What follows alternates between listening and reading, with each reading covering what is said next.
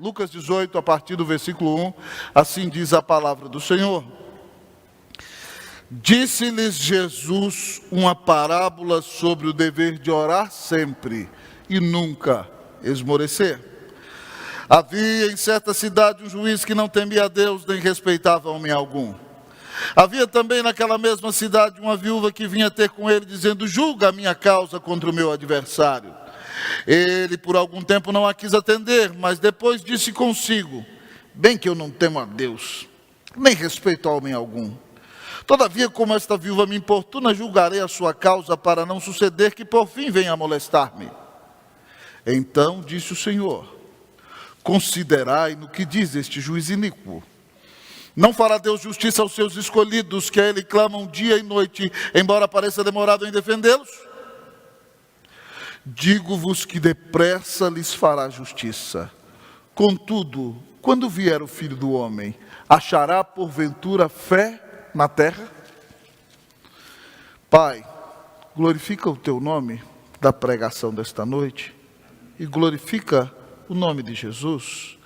Estamos passando aqui por um texto conhecido da Tua palavra, mas aprove o Senhor que pregássemos sobre as parábolas de Jesus neste ano. E ó Senhor, na série temos essa mensagem do Senhor para o nosso coração. Depois de ouvirmos de manhã sobre a parábola do servo e do seu Senhor, ó Deus, agora nós vamos ouvir a mensagem desta parábola tão importante que é a parábola do juiz iníquo. Senhor, fala conosco, motiva-nos, ó Deus, a buscar a Tua face, leva-nos a viver para a Tua glória, e faz de nós, Deus, ó Pai, homens e mulheres de oração.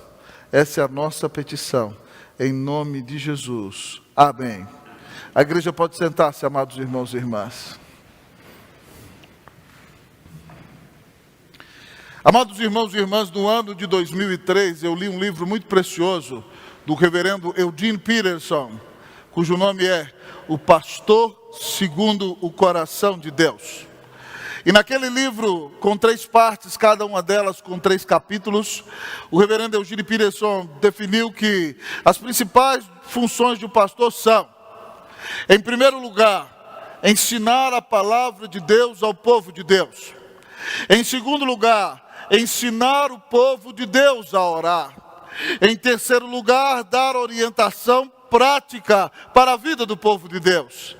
Ensinar o povo a palavra de Deus, pregar a palavra de Deus ao povo de Deus, ensinar o povo de Deus a orar e aconselhar o povo de Deus conforme a palavra de Deus.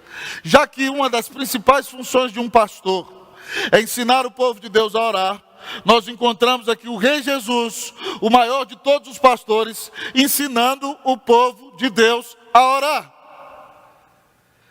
E ao olhar então para esse texto, já que nós vamos aprender com ele, nós somos matriculados na escola da oração. A primeira verdade que o texto nos diz, que a escola da oração nos ensina que a oração é um dever. A oração é um dever. Diz aí o versículo de número 1.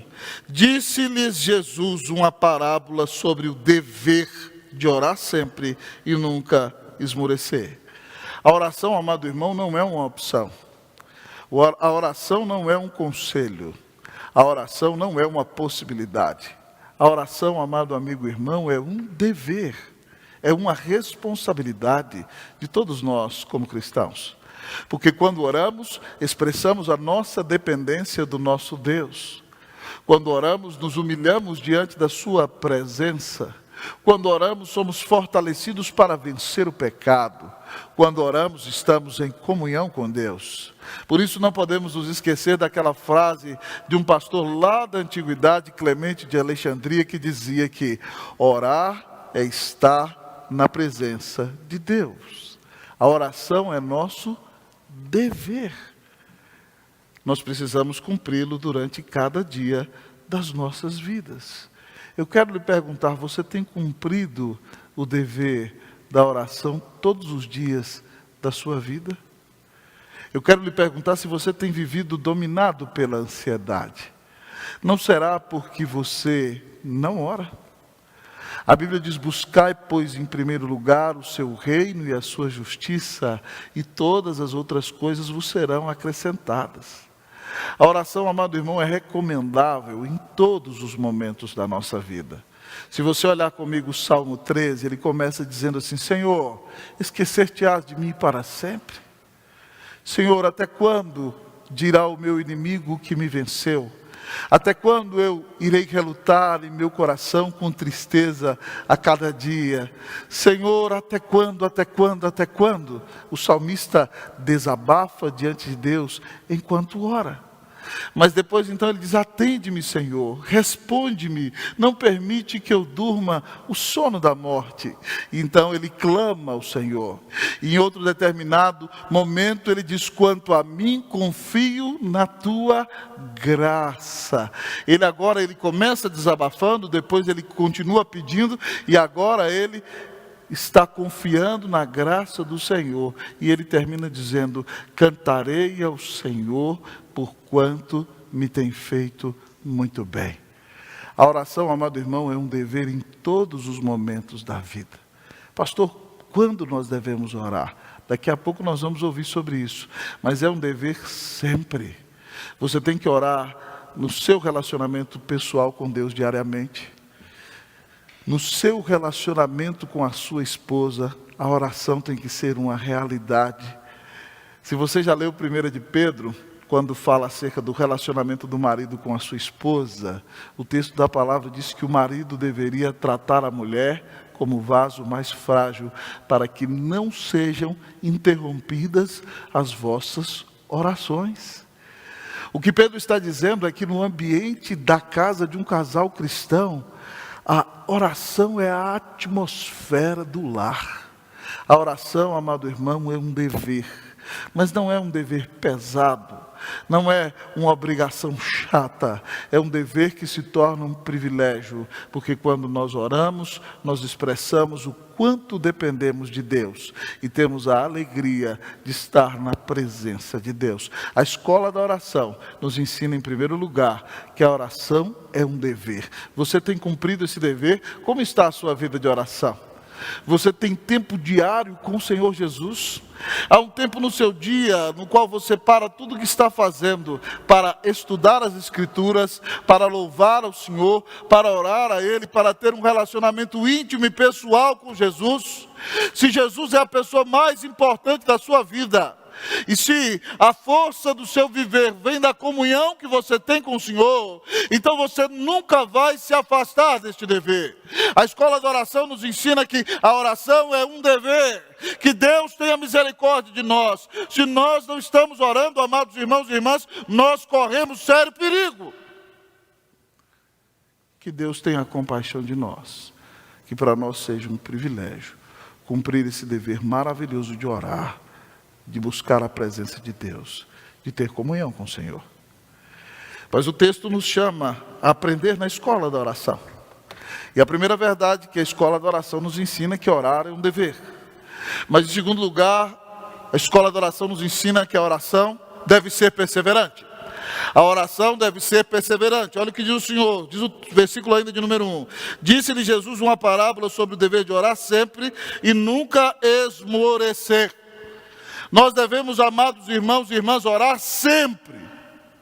Não é só no domingo que nós entramos aqui, cantamos e parece que uma auréola é desenhada sobre a nossa cabeça e nós cantamos oh,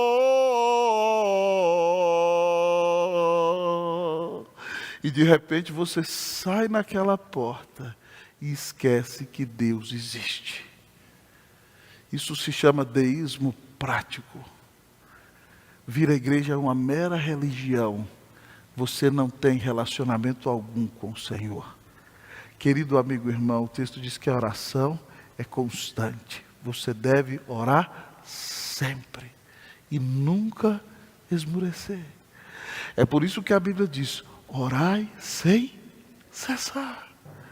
Significa que você tem o seu momento de intimidade com o Senhor no dia a dia, como nós ouvimos no primeiro ponto. Você dobra os seus joelhos, você chora, você apresenta a sua oração, você adora, você canta. Mas quando você sai dali, você continua orando. A sua mente está unida à mente de Cristo. E você é habitado pelo Espírito de Jesus. Então, em todas as circunstâncias da sua vida, você está em oração. Quem faz isso de maneira brilhante, amados irmãos e irmãs, é Neemias. Neemias, quando ouve a notícia de que Jerusalém está destruída, começa a orar. E ele fica entre 4 a 6 meses de oração. E enquanto ele ora, Deus o convence, amado irmão e irmã, que ele precisa ir a Jerusalém para edificar os muros daquela cidade. Então um dia ele está na presença do rei da Pérsia, Artaxerxes, o grande imperador, e era considerado um crime ficar triste na presença dos imperadores da Pérsia. Eles são imperadores de um dos maiores impérios da história da humanidade. Eles governavam a maior parte do mundo conhecido daquela época. E eles diziam que estar na sua presença era um privilégio. Eles se consideravam quase seres divinos. E um dia na presença do imperador, Neemias está triste. E o rei pergunta: por que você está triste? Só pode ser tristeza de coração. Não tem nada ruim acontecendo com você, em outras palavras. E Neemias disse que nesse momento ele orou dizendo: Senhor, dá-me mercê perante este homem. Ele não falou: rei, espera aí um pouquinho, vou dar uma ajoelhadinha ali. Senhor, deixa eu conversar com Deus. Não, irmão, a cena está acontecendo. Ele só falou assim: Senhor, me ajuda. É agora, Senhor, é agora. Chegou a hora. E de repente ele faz aquela breve oração. Fala para o rei o que está acontecendo com Jerusalém.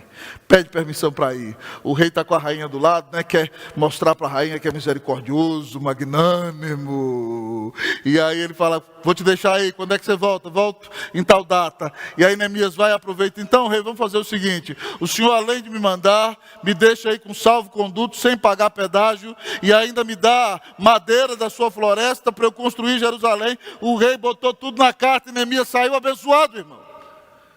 Porque ele sabe que toda a nossa vida é vivida diante da face de Deus. Então o crente é aquele que tem comunhão íntima e pessoal com o Senhor, mas ele tem relacionamento com o Senhor a cada instante. E por isso ele pode orar de maneira perseverante em cada momento da sua vida, em cada situação da sua vida. Você, meu querido amigo, irmão, tem sido perseverante na sua vida de oração. Você tem avançado cada dia mais e mais na sua vida de oração. Jesus nos diz que nós devemos perseverar na oração. Ore sem cessar. Ore sempre, em nome de Jesus. Mas o texto nos chama a nos matricularmos na escola da oração.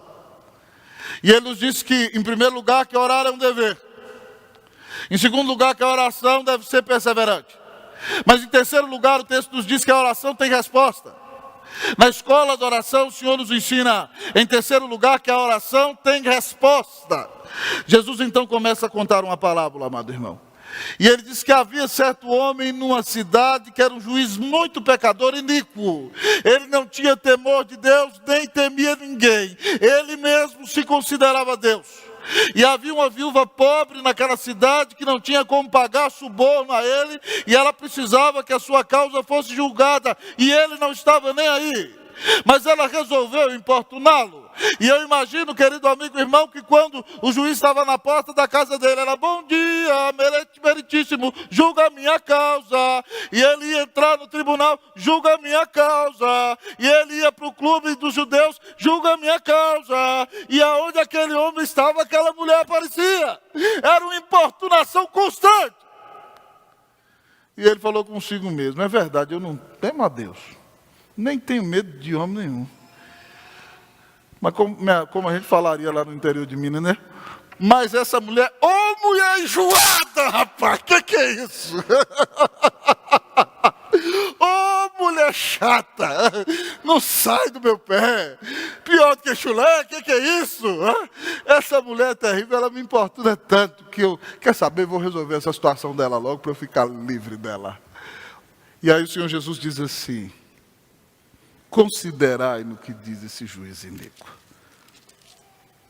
Não fará Deus justiça aos seus escolhidos, que a Ele clamam de dia e de noite, embora pareça demorado em defendê-los? Não fará Deus justiça aos seus escolhidos, que clamam a Ele de dia e de noite, embora pareça demorado em defendê-los? Deus responde a oração. Se um juiz mau, para se livrar da importunação de uma mulher, atendeu à petição dela, porventura o seu Deus, que é bom, não vai ouvir a sua oração? Não vai responder o seu clamor? Se Ele mesmo mandou você orar. Querido amigo e irmão, a oração tem resposta.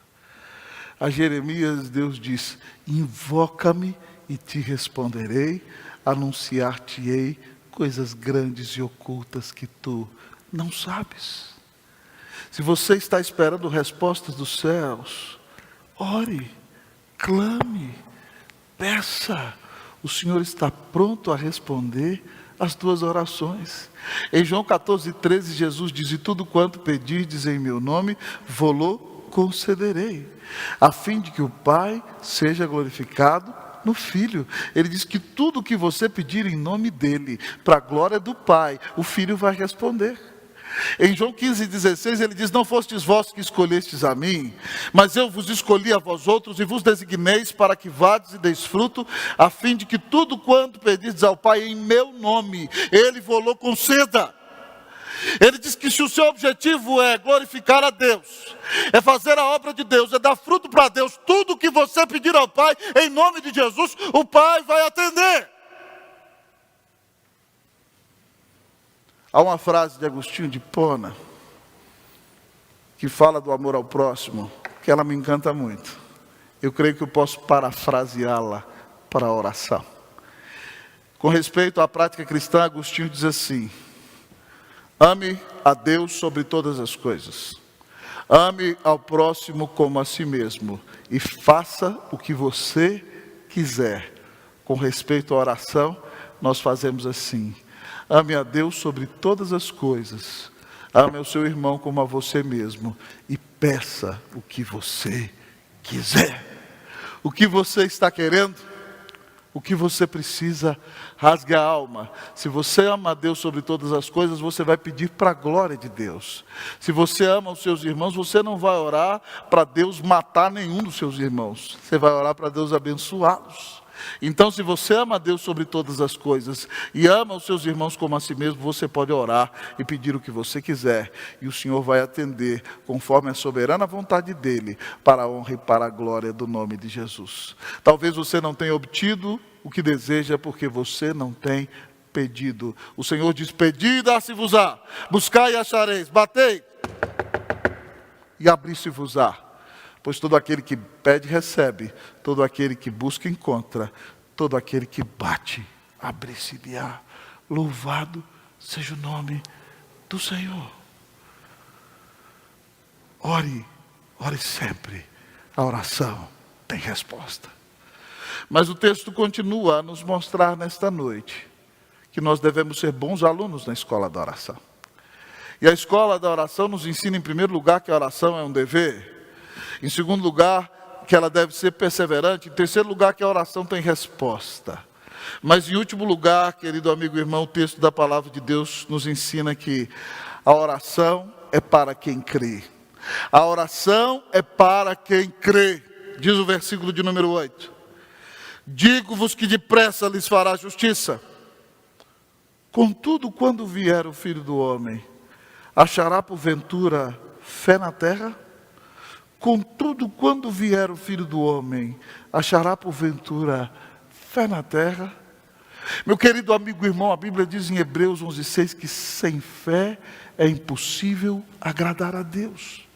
Porque é necessário que aquele que se aproxima de Deus creia que Ele existe, que Ele se torna galardoador daqueles que o buscam.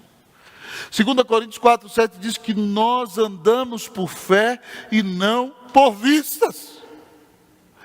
Querido irmão, Jesus está perguntando: quando eu voltar, haverá fé na terra? A falta de oração, amado irmão, é uma evidência de falta de fé. Se você não ora, é porque você não crê.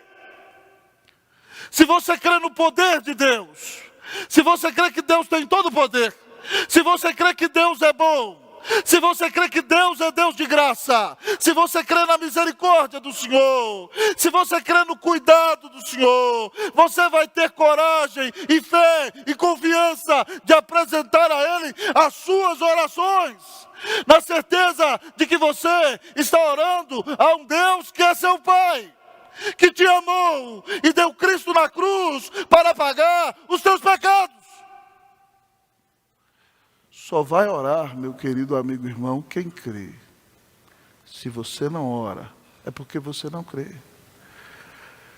E só quando eu e você oramos, é que nós veremos o agir de Deus em nossa vida. Meu querido amigo irmão, só quem crê, realiza. E só quem crê e realiza, marca a história daqueles que estão ao seu redor. Quem crê, realiza. E só quem crê e realiza, marca a história daqueles que estão ao seu redor. Meu irmão, nós não fazemos nada no mundo espiritual sem oposição. Muitas vezes a própria igreja não crê no poder de Deus. Muitas vezes a igreja quer ficar com aquilo que é mais cômodo. E todas as vezes que você se propõe realizar alguma coisa, a primeira coisa vai ter a oposição do inferno. Depois da própria carne. Mas depois daqueles que estão satisfeitos com o statu quo. Mas quando você crê, você sabe que você não pode cruzar os braços. E não pode deixar as coisas do jeito que elas estão. Quando você crê, você sabe que você vê a glória de Deus. E você vê a manifestação do poder de Deus.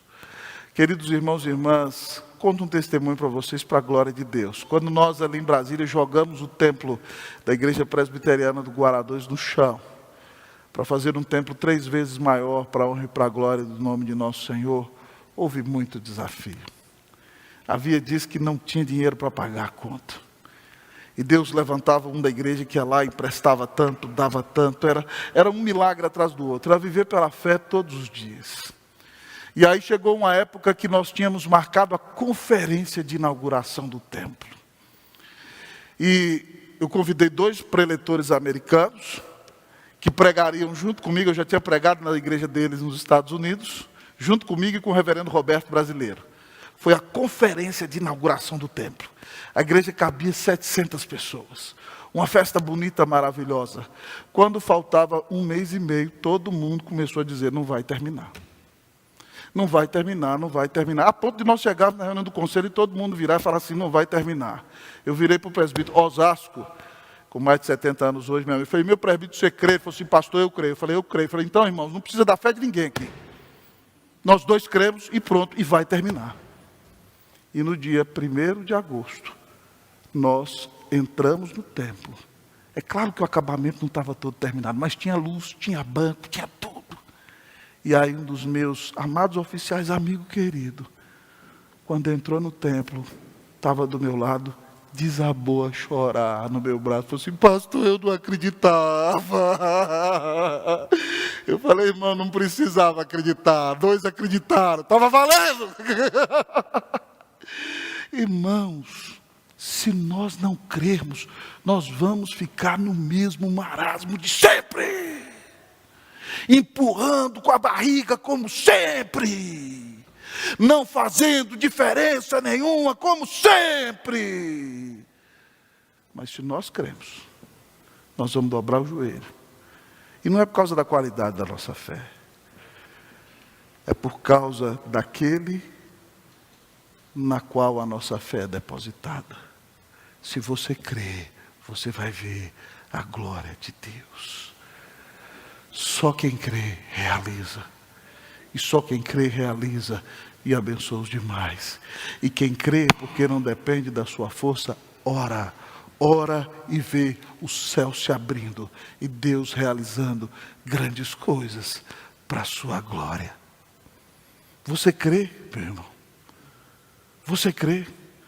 Você vem nessa igreja no domingo e senta nesse banco. Você crê que Deus pode mudar essa história? Você crê que Deus pode mudar essa rua? Você acreditaria há pouco tempo atrás que nós teríamos um ministério de dignidade para todos na rua, no sábado, atendendo mais de 100 pessoas. Você acreditava nisso? Você cria que isso era possível? Qual é o tamanho do seu Deus? Se você não crê, seu Deus é muito pequenininho. Mas esse não é o nosso Deus. Não é o Deus das Escrituras. É importante que você creia. Só quem crê ora. E só quem crê e ora vê a bênção de Deus. E vê a diferença para a honra e para a glória do nome de Jesus. Como está a sua vida de oração? Que nota é a nossa na escola de oração? Que nota você poderia, se você tivesse a bênção de se autoavaliar nesta noite, que nota você daria a si mesmo na escola da oração?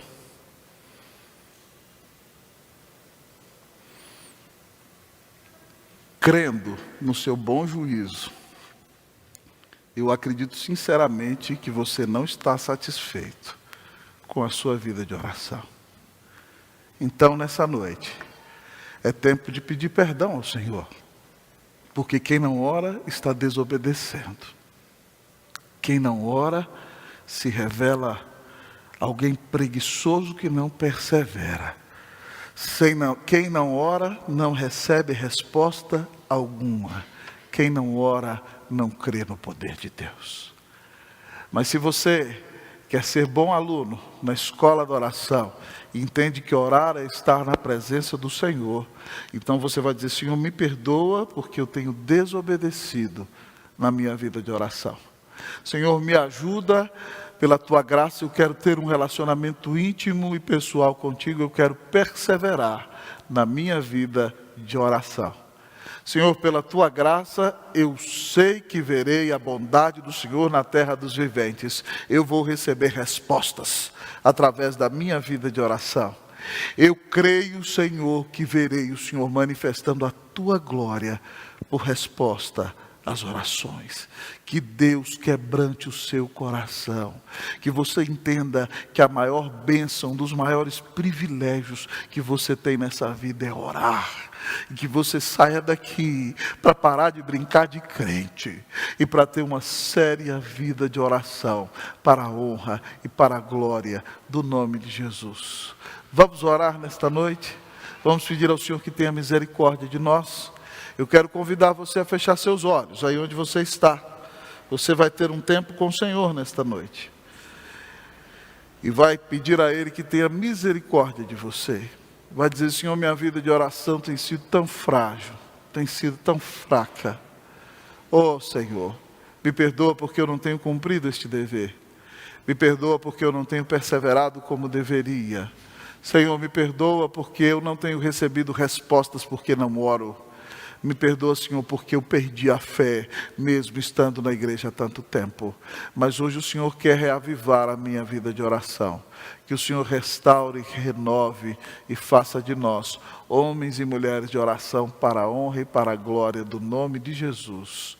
Amém.